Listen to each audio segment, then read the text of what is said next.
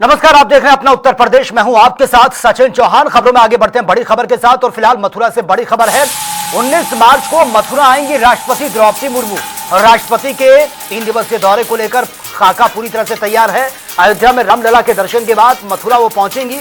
महामहिम राज्यपाल आनंदीबेन पटेल आगवानी करेंगी और संत प्रेमानंद महाराज से भी मुलाकात करेंगी राष्ट्रपति द्रौपदी मुर्मू। तो फिलहाल ये बड़ी अपडेट, बड़ी खबर मथुरा से सामने आ रही है और तैयारियां लगभग पूरी हो चुकी है। 19 मार्च को मथुरा आएंगी राष्ट्रपति द्रौपदी मुर्मू और राष्ट्रपति के 3 दिवसीय दौरे को लेकर तैयारियां जोरों शोरों पर चल रही हैं। खबर है कि अयोध्या में रामलला के दर्शन के बाद वो मथुरा पहुंचेंगी और यहां पर महामहिम राज्यपाल आनंदीबेन पटेल उनकी आगवानी करेंगी।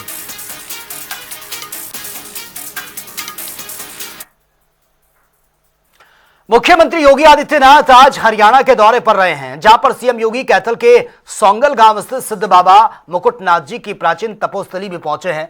यहां पर उन्होंने बाबा मुकुटनाथ की समाधि पर नमन किया और धुनी पर नमस्कार अर्पित किया है। आपको बता दें कि दौरा चेला बाबा गणेशनाथ के 8वें मेले के अवसर पर यह हुआ है और बाबा मुकुटनाथ मठनाथ संप्रदाय का एक महत्वपूर्ण और ऐतिहासिक धार्मिक स्थल है, जहां पर सिद्ध श्री बाबा मुकुटनाथ महंत ने गद्दी की शुरुआत की थी। वहीं मुख्यमंत्री योगी आदित्यनाथ इस स्थान से विशेष लगाव उनका है, वो नियमित रूप से यहां माथा टेकने आते हैं। इस दौरान सीएम योगी ने कार्यक्रम को संबोधित भी किया है। ऐतिहासिक स्थल पर इस पौराणिक और अत्यंत श्रद्धा से युक्त सिद्ध और योगेश्वरों की तप से जिस भूमि ने अपना प्रभाव हर युग में दिखाया है, आज इस पावन धरा पर इस पावन भंडारा और धर्म सभा के माध्यम से आप सब का दर्शन और आपके माध्यम से उस पावन गुरु परंपरा को नमन करने का अवसर प्राप्त हो रहा है। मैं इस अवसर पर आप सभी का हृदय से अभिवादन करता हूं। मैं धन्यवाद दूंगा सोंगल के पीर हमारे महंत शेरनाथ जी महाराज को, जिन्होंने अपनी गुरु परंपरा के प्रति अपनी श्रद्धा को व्यक्त करते हुए इस 8 मान के भंडारे और शंखाढाल कार्यक्रम को आयोजित करने का निर्णय लिया। स्वाभाविक रूप से आप सबका सहयोग रहा तो उन्होंने यह निर्णय ले लिया और एक कार्यक्रम आयोजित हो रहा है और इतनी भारी संख्या में योगेश्वर मंच पर भी और सामने भी आप सभी भक्तों की उपस्थिति, मैं जानता हूं कल इससे भी डबल संख्या में लोग आएंगे और ये उपस्थिति आपकी बताती है कि सनातन की ध्वज पताका हमेशा इन पूज्य संतों के सानिध्य में ऊंची रहेगी। उसको कोई झुका नहीं सकता है, कोई ताकत झुका नहीं सकती है। ये जो भंडारा और शंखाढाल का कार्यक्रम है, ब्रह्मलीन महंत पीर गणेशनाथ जी महाराज भौतिक रूप से हमारे बीच में नहीं, लेकिन उनकी शिष्य परंपरा में महंत पीर यहां पर शेरनाथ जी महाराज ने अपने गुरु के प्रति अपनी कृतज्ञता को व्यक्त करते हुए अपने गुरु भाइयों और अपने आप सभी श्रद्धालु जनों के साथ मिलकर के इस भंडारा और शंखाढाल के कार्यक्रम को भव्य तरीके से आयोजित करने का एक साहसिक निर्णय लिया और आज उस साहसिक निर्णय का परिणाम है कि हम सब इस कार्यक्रम में भागीदार बनने का सौभाग्य प्राप्त कर रहे हैं और आप सबका भी। मुख्यमंत्री योगी आदित्यनाथ आज सहारनपुर पहुंचे, जहां पर उन्होंने मां शाकुंभरी सिद्धपीठ में दर्शन पूजन किए हैं, साथ ही विकास कार्यों की समीक्षा भी की है। अधिकारियों को निर्माण कार्यों में तेजी और गुणवत्ता बनाए रखने के निर्देश दिए।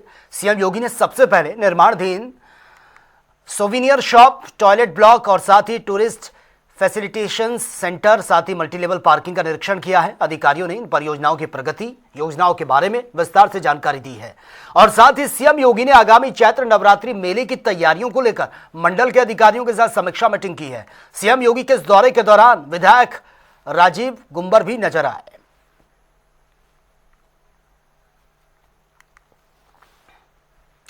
पश्चिम बंगाल में विधानसभा चुनाव से पहले प्रधानमंत्री नरेंद्र मोदी की जनसभा को लाइव सुनने के लिए यूपी बीजेपी के प्रदेश मुख्यालय में परिवर्तन संकल्प सभा कार्यक्रम का आयोजन हुआ, जहां पर परिवर्तन संकल्प सभा कार्यक्रम में बीजेपी के प्रदेश अध्यक्ष पंकज चौधरी, प्रदेश महामंत्री सुभाष यदुवंशी समेत तमाम बीजेपी नेता और पदाधिकारी शामिल हुए हैं।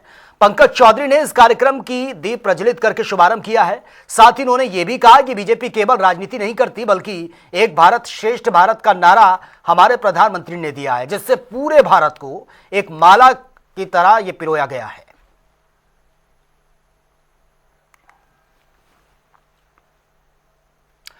कांग्रेस को 65 साल तक दलित महापुरुषों की याद नहीं आई, लेकिन अब वजूद खत्म होता देख उन्हें नए नाम याद आ रहे हैं। जैसे कि राहुल गांधी के छोटे पैजामे पर संसद में सब हंसते हैं, उसी तरह से उनकी सोच पर भी अब सब हंस रहे हैं। दरअसल ये स्टेटमेंट है बीजेपी के सांसद रवि किशन का।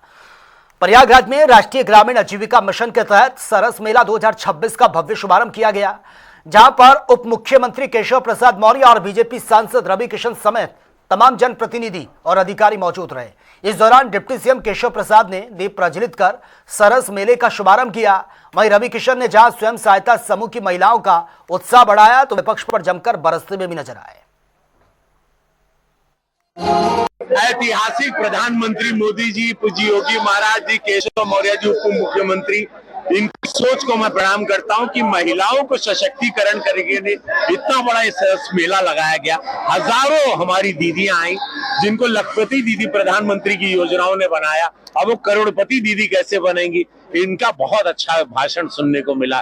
केशव जी ने कैसे उनमें उत्साहवर्धन किया कि 1 करोड़ समूह की महिलाओं को 3 करोड़ तक कैसे पहुंचाना है, कैसे हर घर में रोजगार देना महिलाओं को, बेटियों को, यही प्रधानमंत्री जी का सपना है। उसको साकार करने के लिए इतना बड़ा समागम ये संगम पर हुआ, ऐतिहासिक दृश्य था। मैं गोरखपुर से ये दृश्य पाकर बड़ा अपने प्रधानमंत्री पर, अपनी सरकार पर मुझे आज बहुत गौरव हो रहा है कि मेरे देश की महिलाएं, मेरी गरीब महिलाएं, मेरे गांव की महिलाओं को ताकतवर मेरे प्रधानमंत्री मोदी जी बना रहे हैं, ताकतवर भाजपा बना रही है, उनकी योजनाएं बना रही है। ये अपने आंखों से देखने मिला। कुछ गीत हुआ, कुछ संगीत हुआ, बहुत सारी बातें हुई। राहुल गांधी जी की भी बातें सुने कि काशीराम जी के लिए कुछ करना चाह रहे थे। तो राहुल बाबू, इतने साल तक 65 साल आपकी सरकार थी, कभी आपने किसी पिछड़े समाज के लिए कुछ किया? कभी आपने काशीराम जी के लिए नहीं, अभी आप भारत रत्न मांग रहे हैं। ये सुनकर हमको बड़ी हंसी आती है, जैसे कि पार्लियामेंट में उनके छोटे पैजामे को देखकर पूरा पार्लियामेंट हंसता है। और कैबिनेट मंत्री राकेश सचान आज फतेहपुर पहुंचे, जहां पर उन्होंने एक ही घर में 3 आत्महत्या के मामले पर परिजनों से मुलाकात की है। इस दौरान राकेश सचान ने परिजनों को शासन की ओर से हर संभव मदद, साथ ही पीड़ित परिवार के एक सदस्य को नौकरी का आश्वासन दिया है। आपको बता दें कि चौफेरवा में सूदखोरों से तंग आकर पीड़ित परिवार के 3 सदस्यों ने यह सुसाइड किया था।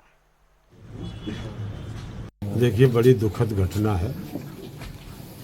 एक परिवार के एक माँ और बेटा और चाचा, 3 लोगों ने पीड़ित होकर के ये कदम उठाया और मरने के पहले उन्होंने सुसाइड नोट भी लिखा है जो पुलिस के पास है।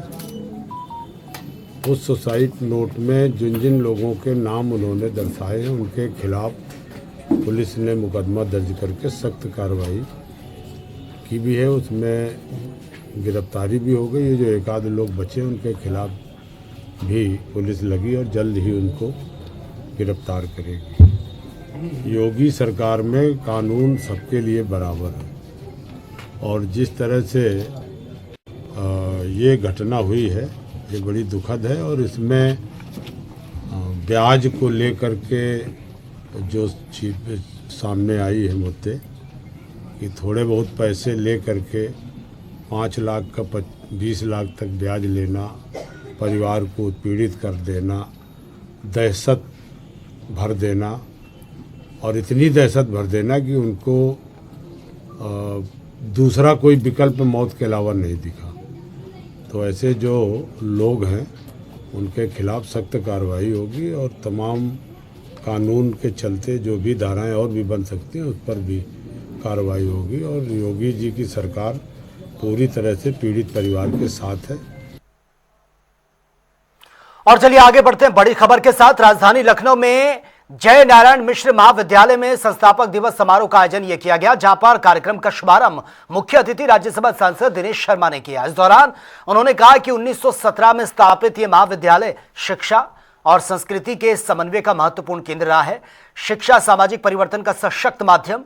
वहीं समारोह में मेधावी छात्र छात्राओं को पदक पुरस्कार देकर सम्मानित किया गया है, जिनमें अधिकांश पदक छात्राओं ने हासिल किए हैं। इस अवसर पर महाविद्यालय की वार्षिक पत्रिका और विभिन्न जर्नल्स का विमोचन भी किया गया। वाराणसी के अजगरा विधानसभा क्षेत्र के अटेसुआ गांव में नवनिर्मित सड़क मार्ग की खराब गुणवत्ता सामने आने पर लोक निर्माण विभाग ने बुलडोजर चलाकर सड़क को तुड़वा दिया है। यह कार्रवाई बीजेपी विधायक त्रिभुवन राम के निर्देश पर की गई है। बताया जा रहा है कि सड़क निर्माण में मानकों का पालन नहीं किया गया, गुणवत्ता बेहद खराब थी। शिकायत मिलने के बाद विधायक ने मौके का निरीक्षण किया, अधिकारियों को तुरंत कार्रवाई के निर्देश दिए हैं, जिसके बाद पीडब्ल्यूडी की टीम ने बुलडोजर लाकर सड़क को तोड़ दिया है।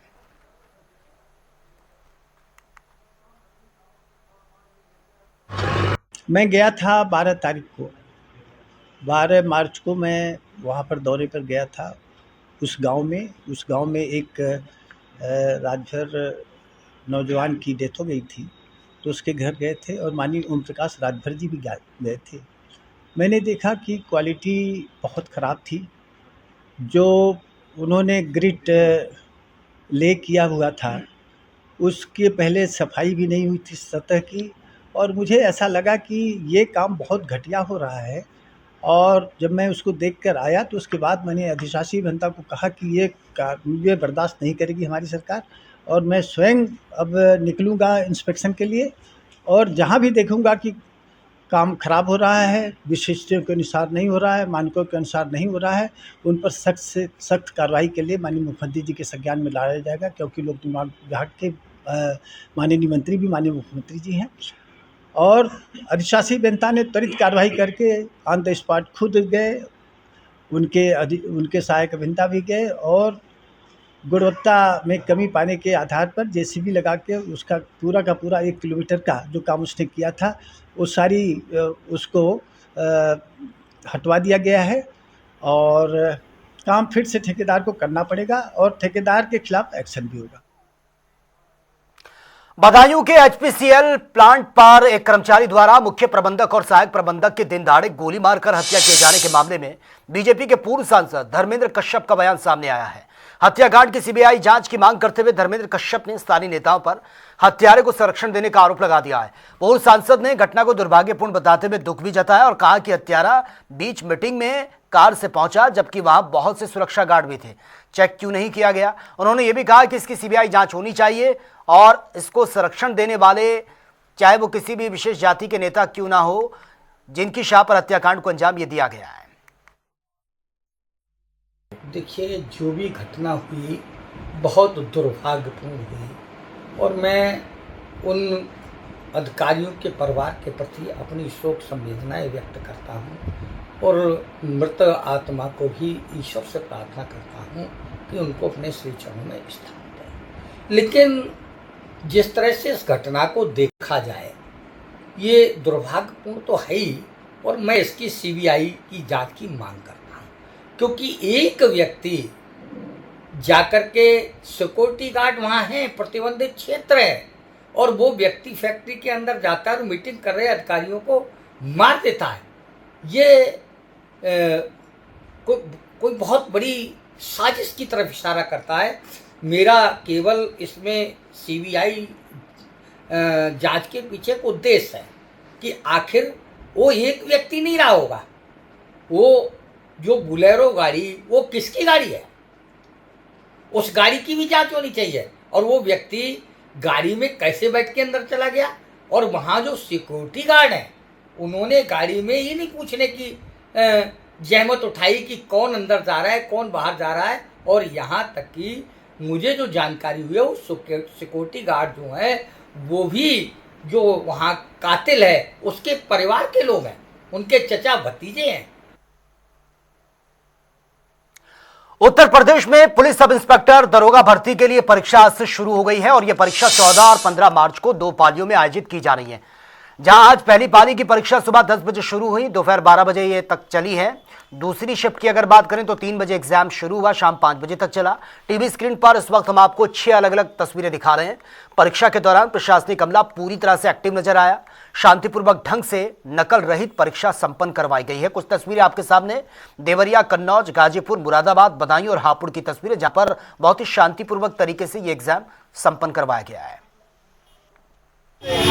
आज हम खड़े हैं देवरिया के सेवा समिति बनवारी लाल इंटरमीडिएट कॉलेज पे, जहां पे उत्तर प्रदेश पुलिस एसआई की परीक्षा देवरिया में 10 केंद्रों पे होनी है, जिसमें टोटल अभ्यर्थी 13,440 हैं और दूसरी पाली की परीक्षा आज 1,360 अभ्यर्थी दे रहे हैं।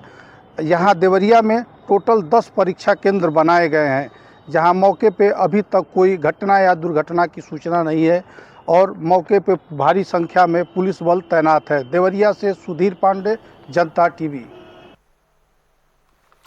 ईरान और इजराइल के बीच छिड़े भीषण युद्ध ने भारत को भी अपनी चपेट में ले लिया है। वैश्विक स्तर पर कच्चे तेल और गैस की कीमतों में उछाल की आशंका ने उपभोक्ताओं के बीच भारी डर का माहौल पैदा कर दिया, जिसके चलते लोग सुबह होते ही गैस गोदामों और सप्लाई स्टेशन पर लंबी लंबी लाइनों में नजर आ रहे हैं। टीवी स्क्रीन पर इस वक्त हम आपको 3 अलग अलग जगहों की तस्वीरें दिखा रहे हैं। पहली तस्वीर देखिए राजधानी लखनऊ की, जहां आम आदमी पार्टी ने कैसरबाग में जोरदार प्रदर्शन किया। इस प्रदर्शन के दौरान पुलिस और आप के कार्यकर्ताओं के बीच तीखी नोकझोंक भी हुई है। और दूसरी तस्वीर वाराणसी की है, जहां पर गैस की किल्लत से परेशान लोगों ने लकड़ी के चूल्हे बनाना शुरू कर दिया है। और वहीं तीसरी तस्वीर है मुरादाबाद की, जहां पर कालाबाजारी पर एक्शन लेते हुए प्रशासन ने गैस एजेंसी पर छापेमार कार्रवाई करते हुए उसको पूरी तरह से सील कर दिया है।